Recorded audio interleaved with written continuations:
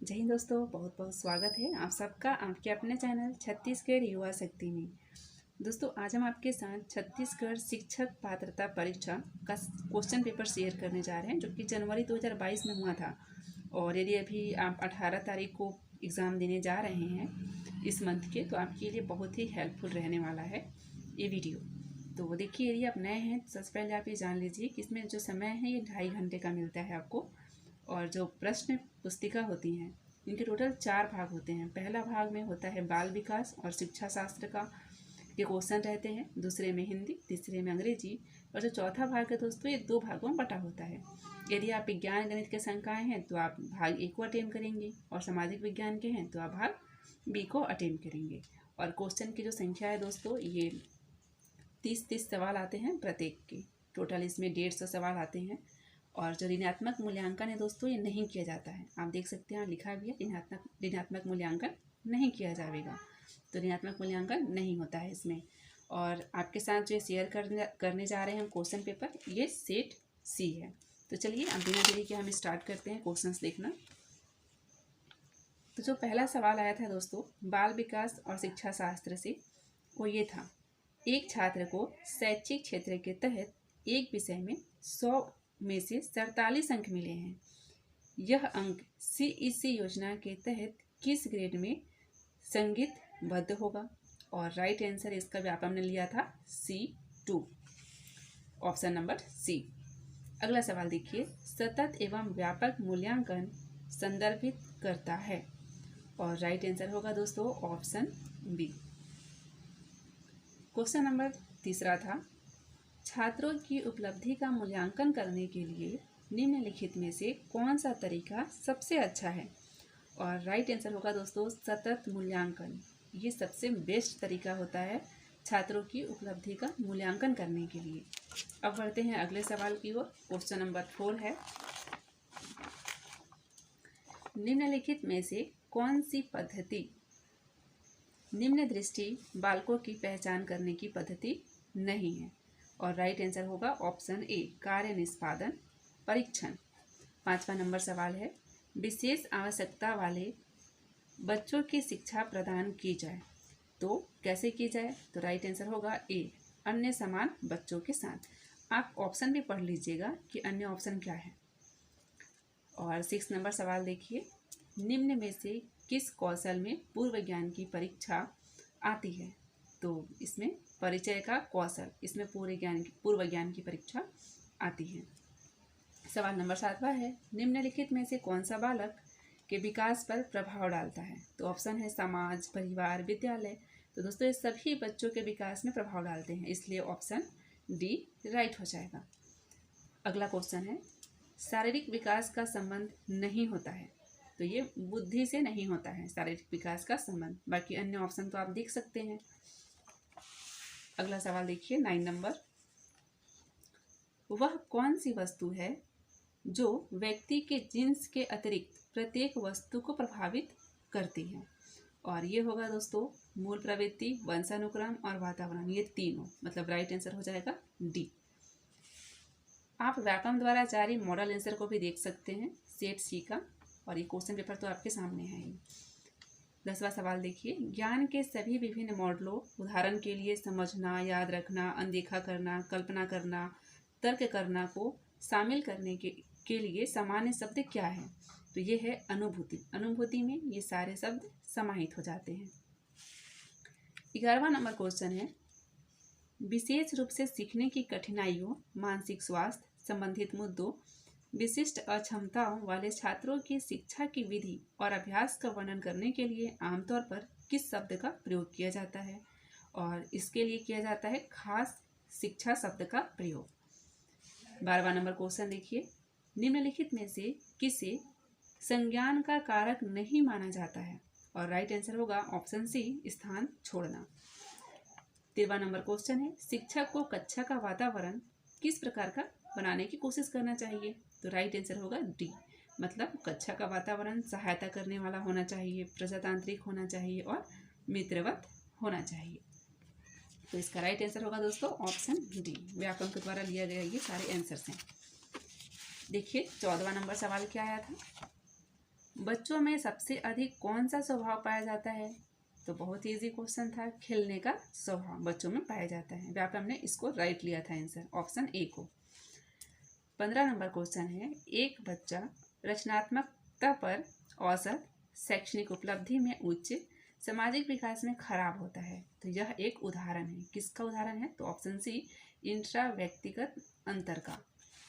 16 number question है, एक विशेष आवश्यकता वाली भाषा कक्षा आदर्श है। तो राइट आंसर होगा ऑप्शन ए, विशेष रूप से सुसज्जित। आप यदि बीएड की पढ़ाई की होंगे तो ये सारे क्वेश्चन आपके लिए इजी भी होंगे और समझ भी आ रहे होंगे आपको। 17 नंबर सवाल है, सूक्ष्म शिक्षण के भारतीय मॉडल में लगने वाला कुल समय है। तो सूक्ष्म शिक्षण में 36 मिनट का समय लगता है। यदि शिक्षक को कक्षा में कोई समस्यात्मक बच्चा मिल जाए तो उसे क्या करना चाहिए? 18वां नंबर क्वेश्चन था। तो राइट आंसर होगा डी, बच्चों को परामर्श प्रदान किया जाना चाहिए। अब देखिए 19 नंबर क्वेश्चन, हमारे कथन है, हमारे बीच ऐसे लोग हैं जो लंबे हैं और कुछ छोटे हैं, कुछ गोरे हैं, कुछ अन्य काले हैं, कुछ लोग पुष्ट हैं और कुछ लोग कमजोर हैं। यह किस स्थापित सिद्धांत पर आधारित है? और राइट आंसर होगा व्यक्तिगत असमानता। 20वां नंबर क्वेश्चन आया था, प्रत्येक बच्चा अद्वितीय है, यह कथन किस सिद्धांत को संदर्भित करता है? तो इसका व्यापम द्वारा लिया गया आंसर था ऑप्शन डी, व्यक्तिगत विभिन्नता। 21वां नंबर क्वेश्चन था, एक बच्चा शॉ एंड वॉस एंड न्यूक्लियर और अनक्लियर के अंतर को नहीं पहचान पाता, वह पिंडित है किस चीज से? तो वह पिंडित है शब्द जम्बलिंग विकार से, क्योंकि वह शब्दों को अच्छे से पहचान नहीं पा रहा है। 22वां नंबर क्वेश्चन था, समावेशी शिक्षा को सफल बनाने की दृष्टि से निम्नांकित में से कौन सा उपाय अपेक्षित नहीं है? और राइट आंसर था ऑप्शन सी, निःशक्त बच्चों के माता पिता को अपने बच्चों को विशेष विद्यालय में भेजने को कहना, यह अपेक्षित नहीं है। अब देखिए आप 23वां नंबर क्वेश्चन। 23वां नंबर क्वेश्चन था दोस्तों, समावेशी कक्षा में सामान्य बालकों के लिए निम्नलिखित में से कौन सा सकारात्मक पक्ष हो सकता है? तो राइट ऑप्शन था बी, सामाजिक कौशल का विकास आसानी से होता है। 24वां नंबर क्वेश्चन था, विद्यालय स्तर की कक्षा में की शिक्षा में बालिकाओं और सामाजिक रूप से पिछड़े वर्ग के लिए निःशुल्क और अनिवार्य शिक्षा की नीति को लागू किया गया है, यह किस अभियान की प्रतिनिधि करता है? तो ये प्रतिनिधि करता है दोस्तों ऑप्शन बी, समता और समानता का।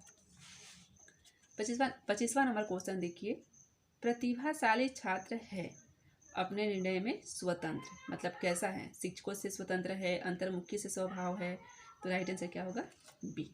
आप ऑप्शन को भी दोस्तों पढ़ते जाइएगा ताकि आपके लिए ये हेल्पफुल हो कि आंसर सही है या नहीं, या सही होना चाहिए था कि नहीं, उससे आपको समझ आएगा। यहाँ समय की बचत हेतु हम सिर्फ फटाफट इसमें आंसर बताते जा रहे हैं और क्वेश्चन पढ़ते जा रहे हैं। अभी देखिए 26वां नंबर सवाल, शालीन आधारित सतत और व्यापक मूल्यांकन छात्रों के लिए उपयोगी है। तो क्या उपयोगी है? ये सभी तनाव कम करने के लिए, मूल्यांकन को नियमित करने के लिए, अपने कार्य को जांचने के लिए। ठीक है, तो राइट आंसर होगा डी। अब देखिए 27वां नंबर सवाल, CCE प्रकार के मूल्यांकन का उद्देश्य क्या है? तो इनमें से कोई नहीं लिया गया था, आप ऑप्शन को पढ़ लीजिएगा एक बार क्या क्या दिया हुआ है। ठीक है, चलिए बढ़ते हैं 28वां नंबर सवाल की ओर।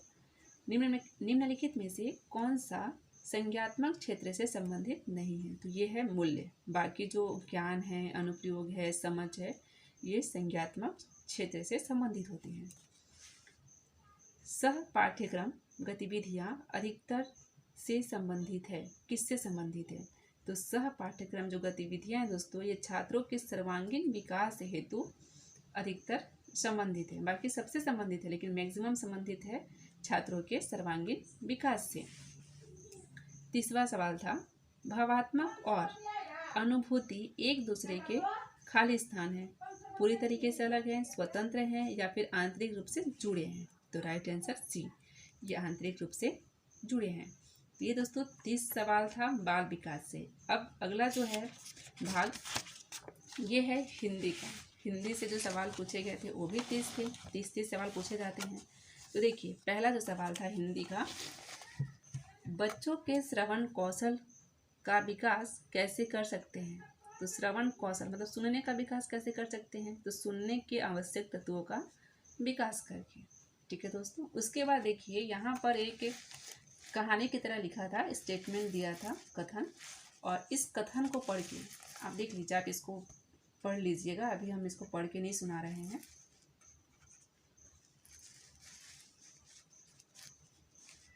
वीडियो में सारा चीज़ आ गया है, आप इसे रीड कर लीजिएगा एक बार, वरना पढ़ने में बहुत समय भी लगेगा, साथ ही आपको बोर भी लगेगा। इसलिए ये सामने आपको स्पष्ट शो हो रहा है। आप वीडियो को पॉज करके इसे एक बार रीड कर लीजिएगा। देन इसको पढ़ने के बाद दोस्तों आपको ये सारे आंसर देने थे। देखिए, इसको रीड करने के बाद आपको 32वें क्वेश्चन का आंसर देना था कि व्यक्ति का व्यवहार कैसा होना चाहिए। तो इसमें 4 ऑप्शन थे, तो ये सभी होना चाहिए। विनम्रतापूर्वक होना चाहिए, उद्देश्यों के उच्च आशय को प्रकट करने वाला होना चाहिए, विचार और निर्णय की स्वतंत्रता में दृढ़ होना चाहिए। तो ये सारा लिखा हुआ था, उसी में से आपको आंसर देना था। जैसे आप इंग्लिश में सीन अनसीन पैसेज पढ़ते थे, वैसे ही है। अब देखिए, निम्नलिखित में से क्या सही नहीं है? तो आप पढ़े हैं इसको, तो पढ़ने के बाद आप इसको ऑप्शन को देखिए, तो राइट आंसर क्या होगा? डी, इसमें से कोई नहीं। दब्बूपन से व्यक्ति पर क्या प्रभाव होता है? तो राइट आंसर क्या होगा? सी, निर्णयहीन हो जाता है और निर्णय नहीं ले पाता है और मंद बुद्धि जैसे कार्य करता है। क्वेश्चन नंबर 35 था, पठन कितने प्रकार के होते हैं? तो ये होते हैं दोस्तों 2 प्रकार के। 36वां नंबर सवाल था, बच्चों में लेखन कौशल के विकास का अर्थ है। तो क्या अर्थ है? अर्थ यह है कि उन्हें भाव और विचारों को लिखित भाषा के माध्यम से अभिव्यक्त करने की क्रिया में निपुण करना। ठीक है दोस्तों, अगला सवाल देखिए, 37वां नंबर देखिए, स्वीकार करना के लिए किस मुहावरे का प्रयोग होता है? तो स्वीकार करना मतलब सिर माथे लेना, इस मुहावरे का प्रयोग होता है स्वीकार करने के लिए। अगला सवाल है 38वां नंबर, मुहर लगा देना मुहावरे का अर्थ है। तो ये है पुष्ट कर देना। भैंस के आगे बीन बजाए भैंस गई पगुराए, कहावत का क्या अर्थ है? तो इसका अर्थ है मूर्ख को शिक्षा देना। 40वां नंबर सवाल आया था कि गेहूं के साथ घुन भी पिस जाता है, मतलब कि बुरे की संगति में भला भी बदनाम हो जाते हैं, ये इसका अर्थ हो जाएगा। 41वां नंबर सवाल था कि कारक चिन्हों को क्या कहते हैं? तो कारक चिन्हों को दोस्तों पर सर्ग कहा जाता है। 42वां नंबर सवाल आया था कि पदबंध किसे कहते हैं? तो जब एक से अधिक पद एक में बंधे हो तो उसे कहते हैं पदबंध। 43वां नंबर सवाल था, वह पढ़ता है या मजाक करता है, यह किस प्रकार का वाक्य है? तो ये क्या है? प्रश्नवाचक, इसमें प्रश्न पूछ रहे हैं। ये व्याकरण के द्वारा लिया गया सारे आंसर्स हैं। 44वां नंबर क्वेश्चन है, विराम चिन्ह की आवश्यकता होती है। तो कहाँ होती है विराम चिन्ह की आवश्यकता? जब आप भावों और विचारों की स्पष्ट अभिव्यक्ति कर रहे हो, वाक्यों के सुंदर गठन के लिए, लेखक की मनोदशा को स्पष्ट करने के लिए। तो राइट आंसर डी हो जाएगा। 45वां नंबर सवाल था दोस्तों कि योज्य चिन्ह का प्रयोग होता है, और योज्य चिन्ह का प्रयोग 2 या 2 से अधिक शब्दों को जोड़ने के लिए किया जाता है। 46वां नंबर सवाल है कि ध्वनियों के मेल से बने सार्थक वर्ण समुदाय को क्या कहते हैं? तो ये कहते हैं शब्द। क्वेश्चन नंबर 47वां था कि श्रृंगार का तत्सम रूप क्या होगा? तो ये होगा श्रृंगार, ऑप्शन बी राइट होगा। 48वां नंबर सवाल है, यज्ञ शब्द का अनेकार्थी शब्द नहीं है। तो ये है बकरी, बाकी सब इनका अनेकार्थी शब्द है। 39वां नंबर सवाल था, इंसानियत में निम्नलिखित में से कौन सा प्रत्यय है? तो इसमें है ईयत प्रत्यय। 50वां नंबर सवाल है कि भानु का पर्याय नहीं है। तो ये है उरुपति से। 51वां नंबर सवाल है, निम्न में से हिंदी में अल्प प्राण और महाप्राण का जोड़ा नहीं है। तो ये है ख और य, बाकी सब अल्प प्राण है, जैसे कि क अल्प प्राण है और ख महाप्राण है, बाकी सब है ये नहीं है, ऑप्शन बी। 52 नंबर सवाल था कि एक ध्वनि या एकाधिक ध्वनियों की इकाई को जिसका उच्चारण एक झटके में होता है उसे क्या कहते हैं? तो उसे कहते हैं अक्षर। 53 नंबर सवाल था, दाल पक रही है, यह किस वचन का वचन को दर्शाता है, तो ये दर्शाता है बहुवचन को। 54 नंबर सवाल, हिंदी में आधारभूत वाक्य कितने प्रकार के होते हैं? तो ये होते हैं 6 प्रकार के। भानुदय में कौन सा संधि है? संधि विच्छेद क्या होगा? तो ये होगा भानुधन उदय, भानुदय। 56 नंबर सवाल था, समास पद्धति किस भाषा की विशेषता है? तो ये है संस्कृत भाषा की। गणना की दृष्टि से संज्ञा कितने प्रकार की होती है? तो ये होती है 2 प्रकार की। सर्वनामिक विशेषण का भेद नहीं है, तो ये है व्यक्तिवाचक विशेषण। किस वर्ग के सर्वनाम के मूल रूप एक वचन और बहुवचन में समान होते हैं? ये था 59वां नंबर सवाल। और राइट आंसर होगा ऑप्शन ए, प्रश्नवाचक और अनिश्चयवाचक। 60वां नंबर सवाल था और हिंदी का लास्ट सवाल था कि 2 या 2 से अधिक धातुओं से बनी हुई नया अर्थ देने वाली क्रिया को क्या कहते हैं? तो इसे कहते हैं संयुक्त क्रिया। तो ये दोस्तों थे टोटल 30 सवाल हिंदी से लिए गए। अब जो अगला भाग है ये है अंग्रेजी का, इंग्लिश का।